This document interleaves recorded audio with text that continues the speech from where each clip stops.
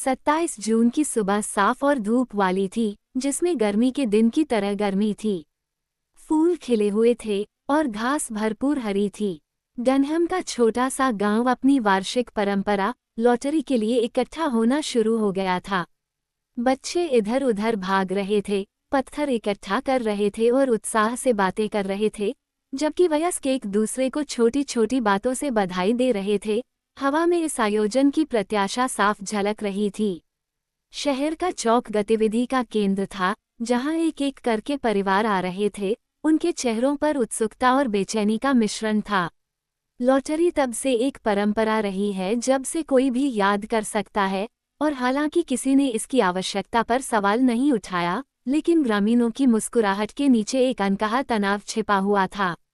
बढ़ता एक्शन। जैसे जैसे गांव के लोग इकट्ठा होते गए, श्री समर्स, एक गोल चेहरे वाले हंसमुख व्यक्ति जो स्थानीय कोयला व्यवसाय चलाते थे, काले लकड़ी के बक्से के साथ पहुंचे। बक्सा पुराना था, उसका रंग उखड़ गया था और वह फीका पड़ गया था, और जब तक कोई याद कर सकता था तब तक उसका इस्तेमाल किया गया था। कहा जाता है कि इसे मूल बक्से के टुकड़ों से बनाया गया था जो वर्षों से खो गए थे। श्री समर्स ने बक्से को चौक के बीच में एक 3 पैर वाले स्टूल पर रखा और भीड़ शांत हो गई। लॉटरी की शुरुआत रोल कॉल से हुई। श्री समर्स ने प्रत्येक परिवार के मुखिया का नाम पुकारा, जो आगे बढ़कर बॉक्स से कागज की एक पर्ची निकालने लगे। जैसे जैसे प्रत्येक नाम पुकारा गया, माहौल में एक उल्लेखनीय बदलाव आया। ग्रामीण अधिक तनावग्रस्त और शांत होते गए। पर्चियों को सावधानी से मोड़ा गया और वापस बॉक्स में रख दिया गया। अनुष्ठान लगभग श्रद्धापूर्ण गंभीरता के साथ आगे बढ़ा। बढ़ती कार्रवाई जारी। गांव के लोग ध्यान से देख रहे थे। परिवार बारी बारी से बॉक्स से पैसे निकाल रहे थे। बिल हचिनसन उन लोगों में से थे जो आगे बढ़े। उनकी पत्नी टेसी और उनके बच्चे पास में खड़े थे। जब बिल का नाम पुकारा गया तो वह आगे बढ़े और कागज की एक पर्ची निकाली। उन्होंने इसे अपने हाथ में कसकर पकड़ रखा था। जब तक कि सभी परिवार के मुखिया अपनी पर्चियां नहीं निकाल लेते, तब तक इसे नहीं खोला। मी समर्स ने सभी को एक साथ अपने कागज खोलने का निर्देश दिया। भीड़ में राहत की सांस फैली, क्योंकि ज्यादातर लोगों को उनके कागजात खाली मिले। हालांकि एक पर्ची पर काला धब्बा दिखने पर लोगों की सांसें थम सी गईं। टेसी हचिनसन की आवाज ने चुप्पी तोड़ी। उसने जोरदार विरोध करते हुए कहा, यह उचित नहीं था। आपने उसे चुनने के लिए पर्याप्त समय नहीं दिया। उसकी आवाज तीखी और घबराई हुई थी, जिसने उसके आसपास के सभी लोगों का ध्यान अपनी ओर खींचा। गांव के लोग आपस में बड़बड़ा रहे थे, लेकिन कोई भी उसका समर्थन करने के लिए आगे नहीं आया। उत्कर्ष। मिस्टर समर्स ने भीड़ को शांत करने के लिए अपना हाथ उठाया। ठीक है दोस्तों, चलो इसे जल्दी से खत्म करते हैं। उन्होंने हचिनसन परिवार को आगे बुलाया। बिल, टेसी और उनके 3 बच्चे अनिच्छा से काले बॉक्स के पास पहुंचे। गांव के लोग चुपचाप देखते रहे। हवा में तनाव लगभग मूर्त था। मिस्टर समर्स ने बॉक्स में कागज की 5 नई पर्चियां रखीं, जिनमें से एक पर काले रंग का बिंदु लगा हुआ था।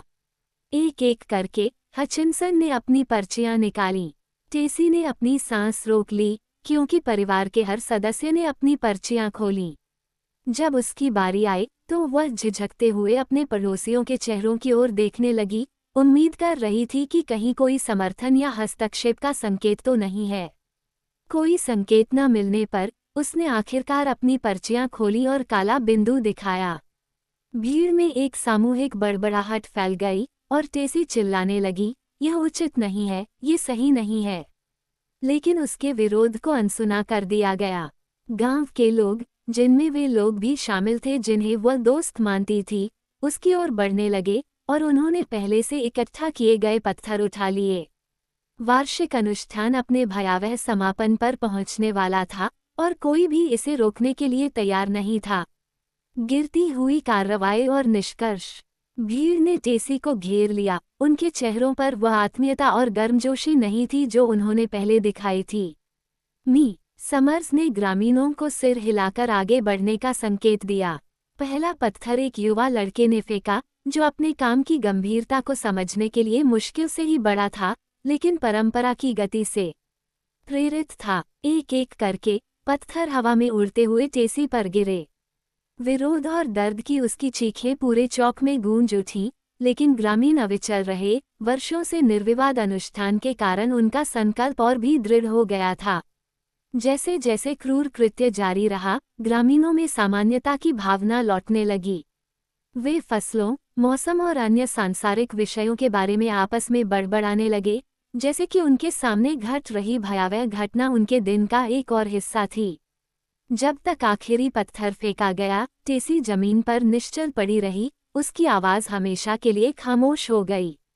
गांव के लोग तितर बितर होने लगे, अपने घरों और दिनचर्या में वापस लौटने लगे। तनाव उतनी ही तेजी से खत्म हो गया जितना कि शुरू हुआ था।